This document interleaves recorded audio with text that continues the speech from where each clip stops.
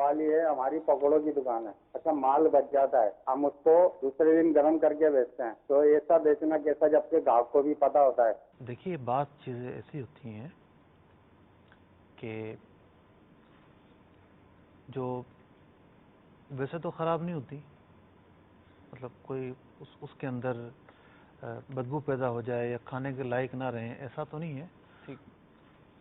लेकिन जो वصف ताज़गी का उसके अंदर पकते वक्त होता है, ठीक, बाद में वो वصف नहीं माना जाता। जैसे बिरयानी है, ठीक है, तो बिरयानी जो है वो कोई अगले दिन के बेचेगा तो लोग उसको बासी बिरयानी कहेंगे। ठीक है, तो वो अब उसके अंदर एक ऐब होगा, ठीक, यानी बासी होना, अगरचे कि वो सड़ी हुई नहीं है, खाने के लायक है, सही, घरों में जैसे खाई जाती है। ठीक है, लेकिन बेचने वाला जब बेचेगा तो वो अब उस कीमत की नहीं बिकेगी। ठीक, अब उसके अंदर वो एक ऐब है जिसकी बिना पर जो ग्राहक है उसकी जो तरजीहात हैं उसमें फ़र्क आता है, उसमें खलल आता है। और बिरयानी से कहीं ज़्यादा फ़र्क पकौड़ों में होगा। बिल्कुल, उसमें तो घंटों से फ़र्क आ जाता है। जी हाँ।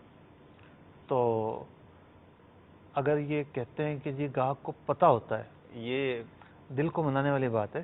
ठीक है, ग्राहक को अगर सराहतन बताएं कि जी ये हमने दोबारा गर्म किए हैं तेल में डालकर, कल के हैं, ग्राहक मान जाए तो अच्छी बात है, सही, बेच सकते हैं।